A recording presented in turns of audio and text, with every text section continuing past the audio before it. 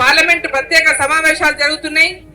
Delimitation పైన, అదే విధంగా మహిళా రిజర్వేషన్ యొక్క అమలు పైన 2029లో అమలు చేసిన విషయం పైన, డీలిమిటేషన్ తో పాటు మహిళా రిజర్వేషన్ అమలు చేసే విషయం పైన ఏదైతే పార్లమెంట్ లో చర్చ జరగబోతున్నదో ఆ చర్చలో ప్రతి ఒక్కరూ పాల్గొని ఈ దేశంలో ఉన్నటువంటి ప్రతి ఒక్క పార్టీ పార్లమెంటు సభ్యులు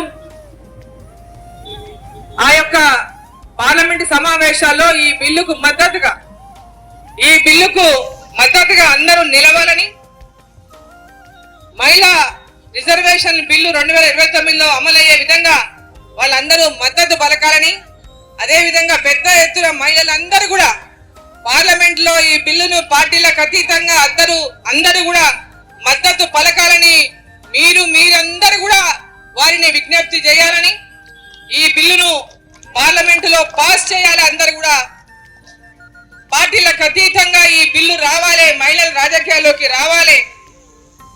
రాజకీయ నాయకులే కావచ్చు, ఆనాడు సంస్థానంలో రాణులే కావచ్చు, ఆనాడు పోరాటాలు చేసినటువంటి అనేక ఝాన్సీ లక్ష్మీబాయి లాంటి వాళ్ళు, రాణి రుద్రమదేవి లాంటి వాళ్ళు మహిళా తమ యొక్క శక్తిని చాటుకున్నటువంటి దేశం భారతదేశం. ఈ భారతదేశంలో నారీ శక్తిని పెంచితేనే భారతదేశం యొక్క అభివృద్ధి సాధ్యమవుతుంది.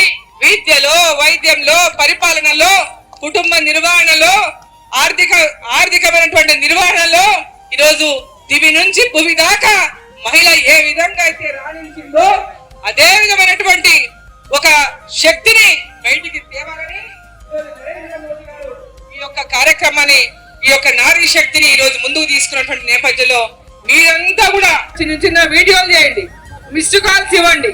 మేమందరం మీకు మద్దతు ఉన్నామని మిస్డ్ కాల్ నంబర్ ఉంది. దీనికి మిస్డ్ కాల్ ఇస్తే మీరు సపోర్ట్ చేసినట్టు, మీరందరూ కూడా దీనికి సపోర్ట్ చేసినట్టు, మహిళా రిజర్వేషన్ 2029లోనే అమలు చేయాలని మద్దతు ఇవ్వాల్సినట్టు 9667173333 ఈ నంబర్ కు మీరు ఫోన్ మిస్డ్ కాల్ ఇస్తే మీరందరూ కూడా మహిళా రిజర్వేషన్ బిల్లు 2029లో అమలు చేయండి అని మీ యొక్క మద్దతు కూడా పలికినట్లే.